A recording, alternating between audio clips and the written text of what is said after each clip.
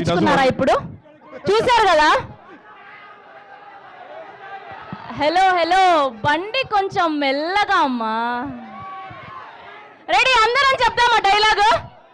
Ready, 3, 2, 1. బండి కొంచెం మెల్లగా అమ్మా. ఇంకొకటి. అబ్బా, మొత్తం నోట్ డౌన్ అయిపోయింది. అసలే మన లైఫ్ అంతంత మాత్రం, మామూలుగా లేదు టీజర్. ప్రభాస్ గారి ఫ్యాన్స్ అందరికి ఐ ఫీస్ట్ పండగనే చెప్పాలి. నిజంగానే మారుతి గారికి ఇన్ని రోజులు వెయిట్ చేస్తున్నందుకు కొంచెం బాధపడ్డాం, కానీ ఇవాళ గుడి కట్టాల్సిందే ఫ్యాన్స్ అందరూ కలిసి. అండ్ హార్డియస్ట్ వెల్కమ్ మరొకసారి మా టీజీ విశ్వప్రసాద్ గారికి అండ్ కృతి ప్రసాద్ గారికి, అండ్ అలానే ఆర్ ప్రొడక్షన్ డిజైనర్ రాజీవన్ గారికి, అండ్ రాబోతున్నటువంటి తమన్ గారికి.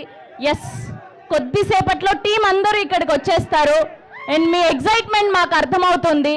సో ఒక్కసారి ఇక్కడ మా కల్ట్ ప్రభాస్ గారి ఫ్యాన్స్తో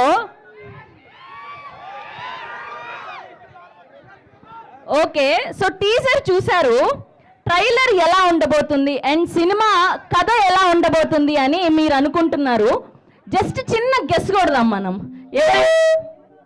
ఎవరైనా కథని గెస్ చేయగలుగుతారా? నాకైతే అసలు ఊహకు అందేలా లేదు. మొట్టమొదటిసారి ప్రభాస్ గారిని ఇలాంటి హారర్ థ్రిల్లర్ ఫిలింలో చూడబోతున్నాం, దట్టు మారుతి గారి డైరెక్షన్లో.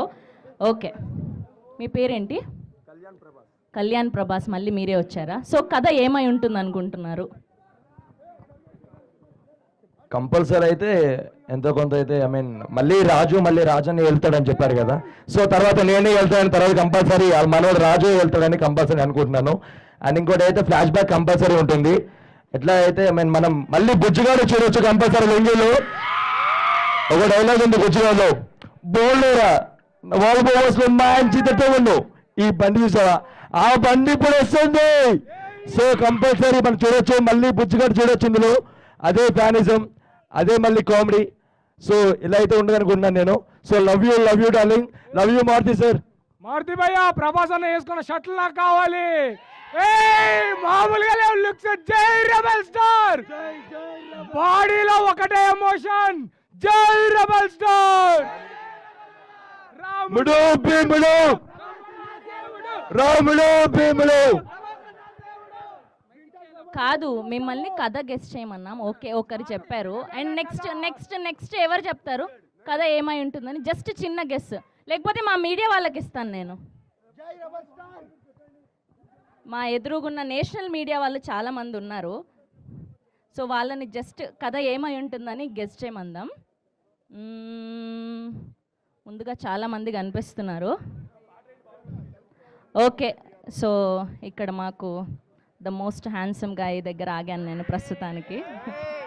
సో కథ ఏమై ఉంటుంది? Just guess. అంటే మోస్ట్ హ్యాండ్సమ్గా అయినారు, బట్ మోస్ట్ బ్యూటిఫుల్ ఉమెన్ వచ్చిందని చెప్పుకోవాలి యాక్చువల్గా. సో మన పక్కన పెడితే ప్రభాసన్ గురించి మాట్లాడదాం. ద మోస్ట్ హ్యాండ్సమ్గా ఎక్కడ ఉన్నాడు యాక్చువల్గా. సో ఈ కథ ఏంటంటే టీజర్లో చెప్పినట్టుగానే ఒక ఆస్తిని అనుభవించాలనుకున్నాడు, మళ్ళీ వస్తాడు. బట్ ప్రభాస్ అన్నకి ఆల్రెడీ ఒకళ్ళు కాదు సరిపోరు కదా, ముగ్గురు లైన్లో పడ్డారు ఆల్రెడీ. సో ముగ్గురు కలిసి ఒక ఇంట్లోకి వచ్చారు. సో ఆ ఇంట్లో జరిగే సెటప్లో ఎవరైతే చచ్చిపోయినాడు ఉన్నాడో వచ్చి ప్రభాస్ అన్న కలిస్తే ఏమవుద్ది అనేది కథ అనమాట. ఫైనల్గా అక్కడ ఆయన చేసే కామెడీ ఏంటనేది రాజేసాబ్ సినిమాలో చూడొచ్చు. ఇది నేను గెస్ చేసింది. Very good. కొంచెం దగ్గరగా వస్తున్నారేమో అనిపిస్తుంది నాకు. అండ్ ఇప్పుడు సార్ని అడిగి తెలుసుకుందాం. సార్, మీరేమై ఉంటుంది అనుకుంటున్నారు కథ? కథ గెస్ తెలియదండి, కథ తెలిసి చెప్పమంటారా? కథ తెలిస్తే వద్దు, అస్సలు వద్దు బాబోయ్. ఓకే, కాదు మా మూర్తి గారేరి? ఇక్కడ మూర్తి గారు కనిపించట్లేదంటే మొదటి లైన్లో అనుకుంటున్నా. సార్, నేను అంత పైకి రాలేను, కష్టం. సో నాకు తెలిసి మూర్తి గారు చాలా ఇక్కడ మీ ఫ్యాన్సే ఎక్కువగా ఉన్నారు. ఒక్కసారి మూర్తి గారికి ఒక్క వేసుకోండి అమ్మా. నాకు ఈ మాట చెప్పాలని లేదు, కానీ ఫ్యాన్స్ కోసం వాళ్ళు చెప్పమన్నారు కాబట్టి చెప్పండి, మీరు చెప్పండి last dialogue. Okay, over to our favourite journalist here. Sorry you know Maruti is my good friend. So అంచేత నేను I can't reveal the story and everything. But Bharati గారు మా గురూజీ, మా ఫ్రెండ్. సో అందుకని ఏం చెప్పలేను. బట్ సినిమా మీరు టీజర్లో చూసిన దానికి 1000 ఉంటుంది. మీరు నెక్స్ట్ స్టెప్ అని పెట్టుకుంటే దాని నెక్స్ట్ స్టెప్లో ఉంటుంది. That's guarantee. It's a promise from Maruti to Prabhas fans.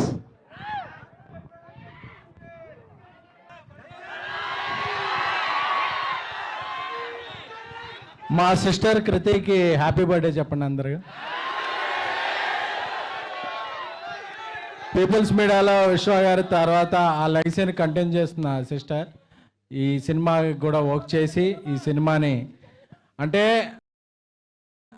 ఇద్దరిని ఈ సినిమాలో ఇది మూవీ లాంచ్ కాదు, ట్రైలర్ లాంచ్ కాదు, జస్ట్ టీజర్ లాంచ్. ఈ టీజర్ లాంచ్కే ఇంత రచ్చ చేశారంటే విశ్వప్రసాద్ గారి విజన్ ఎలా ఉంటుందో, మీరు ఆ సెలబ్రేషన్ రివిజన్ ఎలా ఉంటుందో మీ ఊహకే వదిలేస్తున్నాం.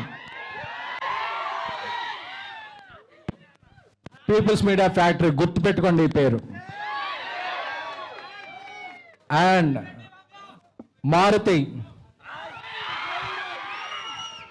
బందర్లో కృష్ణ కిషోర్ ఇప్పుడు సిరి కాంప్లెక్స్ ముందు ఆయన ఫాదర్ ఒక అరటిపళ్ళ బిజినెస్ చేసేవాళ్ళు.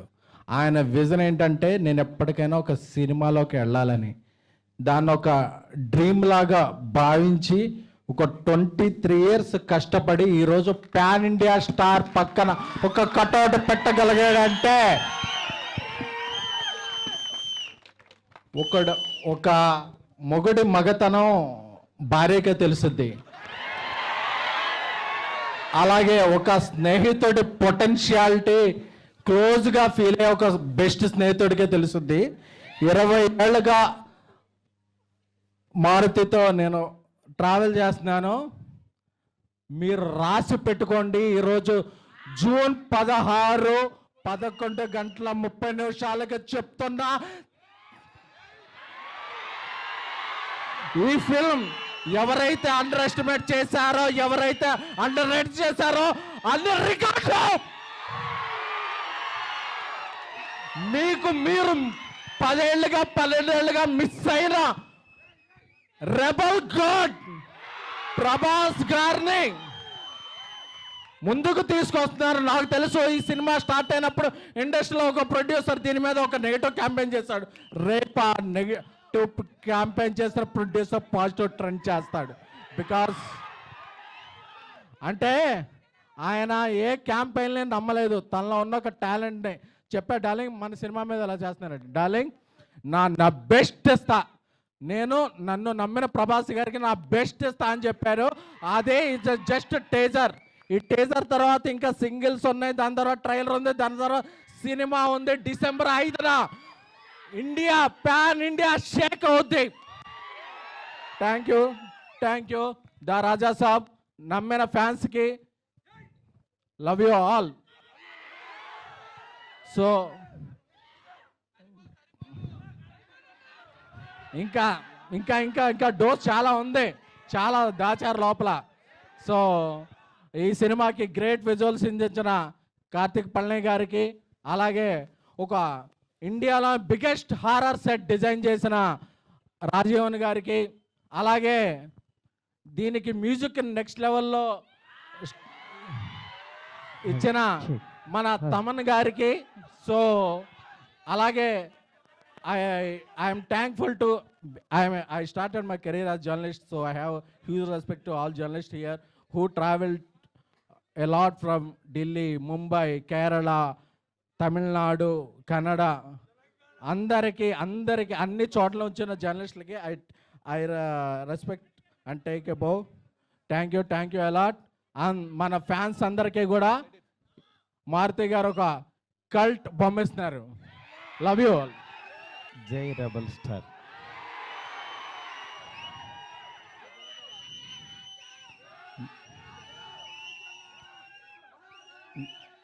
చాలాసార్లు చాలామంది అడిగేవాళ్ళు, కానీ నిజంగా అంటే మాటలు రాని సందర్భం అంటారే, అలా ఉంది ఇప్పుడు పరిస్థితి. ఫస్ట్ ఆఫ్ ఆల్ మనకి గెస్ట్లు వచ్చారు national media. Thank you so much sir for being here. Welcome to Hyderabad sir. Please have nice food and please take our hospitality. Thank you so much sir. Telugu, Tamil and Kannada everyone. Telugu media గురించి చెప్పక్కర్లేదు. నా first beginning journey నుంచి నాతో పాటు నా family members లాగా నన్ను మందలిస్తూ నా చేత మంచి సినిమాలు తీయిస్తూ నన్ను నడిపిస్తూ ముందుకు తీసుకెళ్తున్నారు నా తెలుగు మీడియా మిత్రులందరూ. వాళ్ళందరికీ కూడా థ్యాంక్స్ అని చిన్న మాటతో చెప్పలేను. ఎందుకంటే ఒకళ్ళని ప్రత్యేకం కాదు, నాకు పరిచయం ఉన్న ప్రతి ఒక్కళ్ళు నేను మంచి సినిమా తీయాలని తాపత్రయపడ్డారు. వాళ్ళందరికీ కూడా పేరున చాలా చాలా చాలా థ్యాంక్స్. నెక్స్ట్ డైలాగ్ లేవు, అదే నేను మా ఎస్కేన్ అంతా చించుకోలేను కానీ బట్ నా ఎమోషన్ అంతా లోపల ఉంటుంది. నా ఇదంతా నేను అంటే ఫస్ట్ ఈ జర్నీ ఒక చిన్న మాటతో చెప్పాలి. ఒకరోజు వచ్చి యువి వంశీ డార్లింగ్ ప్రభాస్తో సినిమా చేస్తావా అన్నాడు. అదే డార్లింగ్ నేను గోపీచంద్తో చేస్తున్నాను, ప్రభాస్తో అడుగుతున్నాను, ఎందుకు చేయను, అలాంటి ఆపర్చునిటీ వస్తే అన్నాను.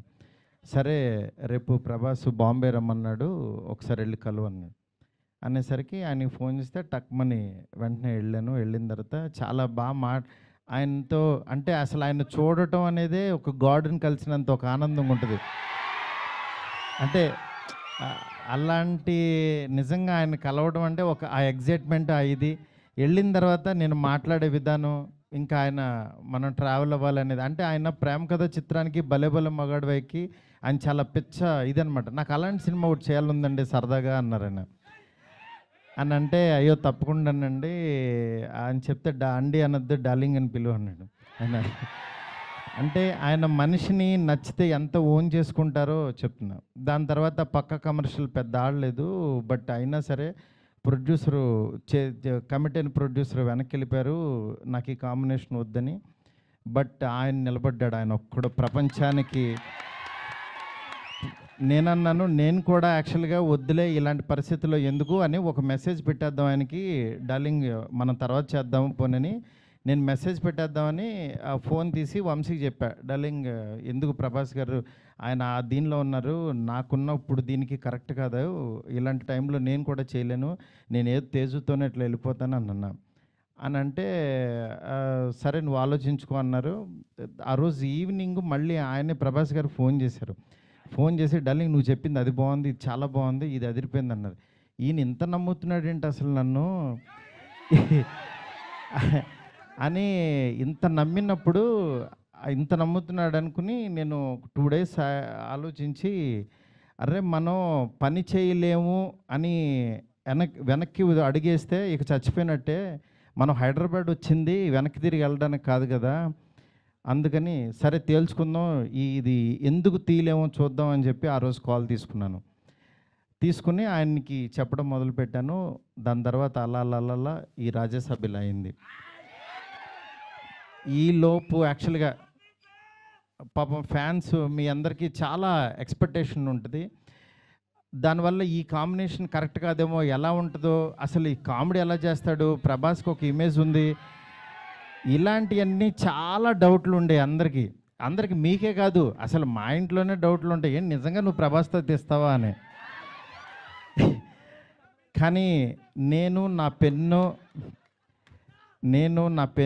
నా టేబుల్ కూర్చుని నేను ఒంటరిగా కూర్చుని అలా దాని వైపు చూస్తూ ఎందుకు రాయలేం, ఇలాగే కూర్చొని రాసిన వాళ్ళు చాలా అద్భుతాలు చేశారు, ఎందుకు అవ్వదు అని కూర్చొని రాయటం మొదలుపెట్టాను. అదే ఇవాళ రాజ్యసభ అయింది. నేను అంటే ఈరోజు చాలా ఎమోషనల్ డే, ఎందుకంటే అందరూ పాపం ప్రభాస్ గారిని మారుతితో అవసరం ఈ టైంలో అది ఇది నేను చాలా అడుగుతూ ఉండేవాళ్ళు, కానీ ఆయన మీరెవ్వరూ చూడండి, నేను తనలో ఒకటి చూశాను మీరు వదిలేసేయండి అనేవాడు. అంటే ఆయన ఇవాళ ఇది టీజర్ లాంచ్ అవుతుంటే రాత్రి 2 o'clock ఫోన్ చేసి ఒక 1/2 hour మాట్లాడాడు. ఆయన ఫోన్ చేసి డార్లింగ్ ఇది డార్లింగ్ అను చూసా డార్లింగ్ ఇలా అని ఏంటి మీ మీమ్స్ అన్నీ ప్రతి ఒక్కటి షేర్ చేశాను ఆయనకి. మీరు ఒకసారి ఆయన క్యాప్ పెట్టుకుని వెళ్తే రెబల్ గాడ్ పొద్దున్నే లెక్కగానే రెబల్ గాడ్ని చూపించావు, చాలా థ్యాంక్స్ అని ఎవరో పెడితే ఆ లుక్ ఆయనకి షేర్ చేసి చూపించాను. ఎందుకంటే మీ ప్రతి ఒక్కటి నాకు ఎస్కేని వస్తుంది, ఎస్కేన్ దగ్గర నుంచి నాకు వస్తుంది, నేను ఆయనకి చూపిస్తా. ఇది ఒక ప్రాసెస్ అన్నమాట మాది. నిజంగా మీ అభిమానం, మీ ప్రేమ ఆయన గుండెలు నిండా నింపేసుకున్నారు. కానీ ఎంత ప్రేమ అంటే మీరు అనుకుంటున్నారు మీరు పిచ్చిగా ప్రేమిస్తున్నారని, కానీ మీకంటే 1000 times ఎక్కువ ప్రేమిస్తున్నాడు మిమ్మల్ని ఆయన కనపట్లేదని ఏదో చిన్న డిసప్పాయింట్ ఉండొచ్చు, కానీ మీకు బెస్ట్ ఇవ్వడం కోసం రాత్రి పగలు ఎంత తాపత్రయపడతాడో నేను కళ్ళారా చూస్తున్నాను. ఆయన ఏది లెక్క చేయరు అసలు. అంటే ఆయన హెల్త్ అని కానీ ఇది కానీ రాత్రి 2ంటికి 3ంటికి వాయిస్ మెసేజ్లు, డార్లింగ్ ఇది ఓకేనా, ఇది బాగుందా, ఏంటి ఇంత పిచ్చేంటి అనుకుంటాను నేను. మంచి సినిమా ఇవ్వాలి. నా అభిమానులు మామూలు అభిమానులు కాదు డార్లింగ్, వాళ్ళు ప్రాణం పెట్టేస్తారు డార్లింగ్ అంటాడు ఆయన. అలాంటి అభిమానుల కోసం యాక్చువల్గా మేమిద్దరం కలిసి ఒకటే అనుకున్నాం, డార్లింగ్ వింటేజ్ డార్లింగ్ చూపిద్దాం ఒకసారి. మీ టైమింగ్ ఒకటి ఉంటుంది, ఆ టైమింగ్ని మళ్ళీ ఒకసారి బుజ్జిగాడిని మళ్ళీ టచ్ చేద్దాం. మళ్ళీ ఒకసారి పాన్ ఇండియా బుజ్జిగాడు ఎలా ఉంటాడో రాద్దాం, అలాంటి తీసుకెళ్దాం, ఈ జోనర్ ఎంచుకుందాం అని చెప్పి అలా చాలా అంటే హీరోయిన్స్ లేక డ్రైగా ఉన్న ఆయన లైఫ్కి యాక్చువల్గా ఒకళ్ళు కాదు, ఇద్దరు కాదు, 3 పెడదాం. ఆయన యాక్చువల్గా సరదాగా డార్లింగ్ ఒక 2 పెట్టగలవా అన్నారు. అంటే ఆయన సలార్లో యాక్చువల్గా ఎవరు లేరు, ఉన్న అమ్మాయి కూడా ఎప్పుడో వస్తుంది, నెక్స్ట్ కలికి కూడా సరదాగా ఎప్పుడో ఒకళ్ళు వచ్చినా వెళ్ళిపోద్ది, అదొక వాళ్ళు. నా లైఫ్ అంతా ఆదిపురుషు చూస్తేనే సీతాదేవి ఆవిడెక్కడో ఉంటుంది, ఆవిడెక్కడో ఉంది, కానీ నా దగ్గర నా ఇంట్లో ఎవరు లేరు డార్లింగ్, ఒక 2 పెట్టగలవా అన్నారు. ఆయన అన్న మాటకి నేను పైనుంచి కింద చూసే, డార్లింగ్ మీ రేంజ్కి 2 3 పెడతానన్నా. అలా యాక్చువల్గా 3 తీసుకెళ్ళి ఒక హర్రర్ కొంపలో పెట్టి రొమాంటిక్ ఫ్యాంటసీ నేను చెప్తున్నాను, నేను ప్రామిస్ చేస్తున్నా ఈరోజు ఇది జస్ట్ టీజర్. ఈ వరల్డ్ ఎలా ఉంటుందో మీకు జస్ట్ చూపించామంతే. ఇది trailer cinema you can't imagine, I'm telling.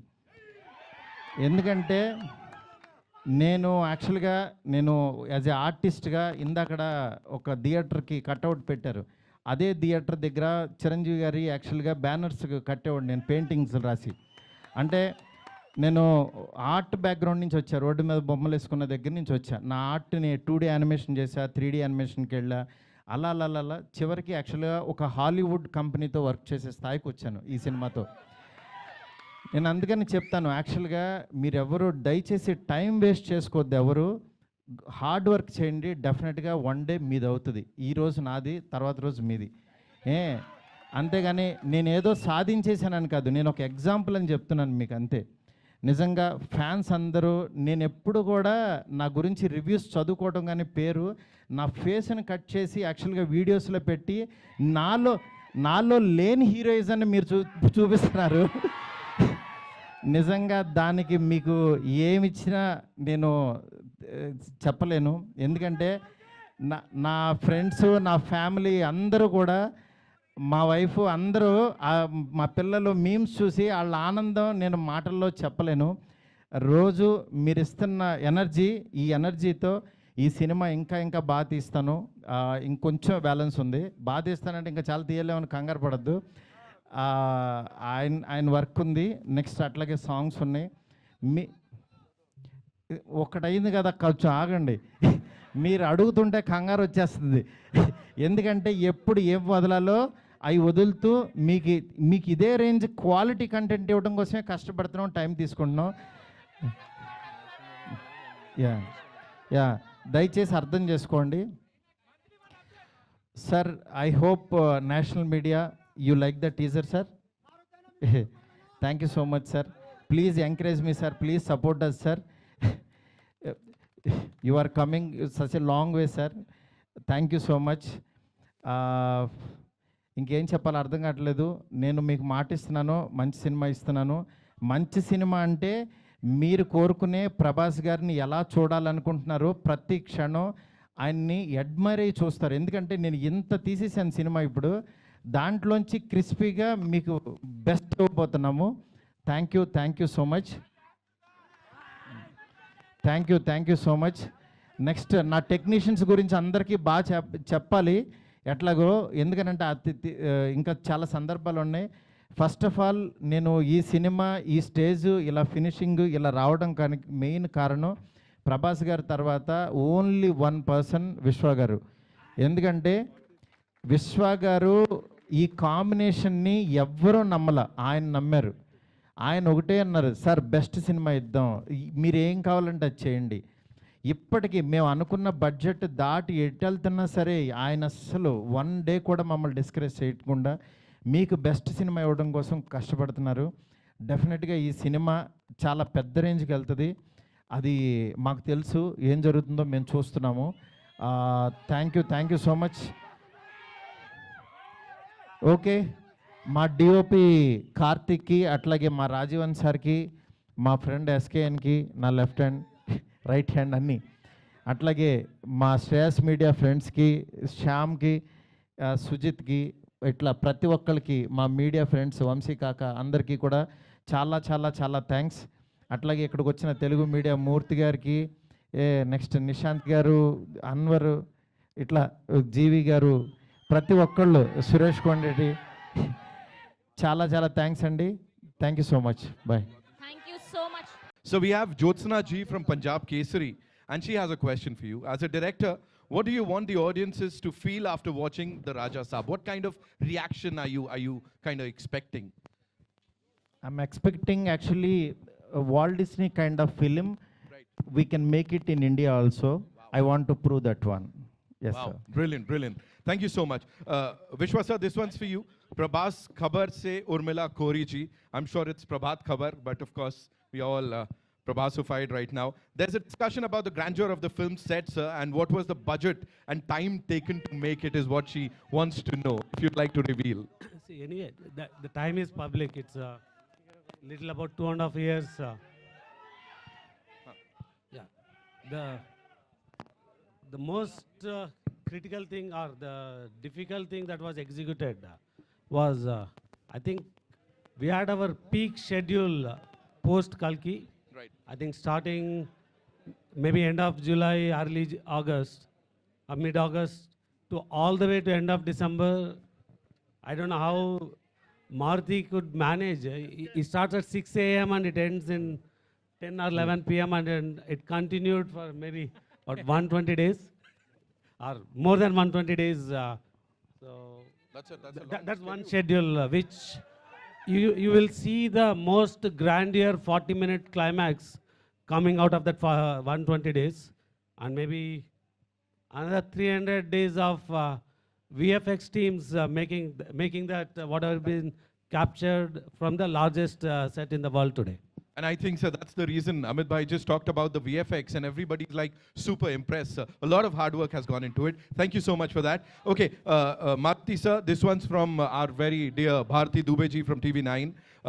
Prabhas sir is known for his serious roles and action roles, but this is the first time that he's stepping into horror fantasy, which is his comfort zone. He's actually come out of that. So what would you like to say about that?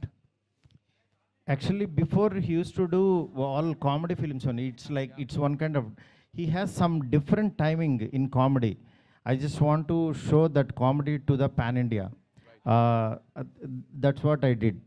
Thank you. And you wanted to bring out that avatar of Prabhas sir's. Exactly. You can feel and you can enjoy. We're loving it, whatever we've seen on that big This is screen. just teaser. You will enjoy a lot, I'm telling. I'm sure, sir. That's why we're saying, the vintage Prabhas Garu is back and Exactly. lovely. Thank Vishwa, you. sir, another one for you from Fennel from Bollywood Hangama. He'd like to know what can we expect from Sanjay Dutt Saab in the Raja Saab. Fennel, this is your question, right? I think in the teaser you just saw his glimpse, and when we have the a largest icon like Prabhas Garu, if you have to have somebody opposite to him, like we need to find, and I think we got the best match with Sanjay Dutt Garu in the movie. Maruti sir, I have a couple more for you. Neetu ji from Dainik Bhaskar would want to know, the Raja Saab is the biggest film of the year. Wow, on the biggest horror fantasy set. This itself is a big compliment. So please tell us, how grand is it going to be, sir? That subject requires this kind of a big set. Right. That too Prabhas sir film bolte to utna karna padega. Yes sir. And when you have a producer like him, Because subject also demands like this kind of set, you can feel and you can see. Yes, right. right. ये एक और है sir आपके लिए. Debarati Bhattacharya from Bardhaman. She would want to know, as per her knowledge, this is your first feature film with Prabhas sir? Yes sir, of course. Of course. And how was the journey with him? And is he a director's actor? ये तो जवाब मैं ही दे देता. Sir, he is purely director's actor. Director whatever he writes, no, immediately actually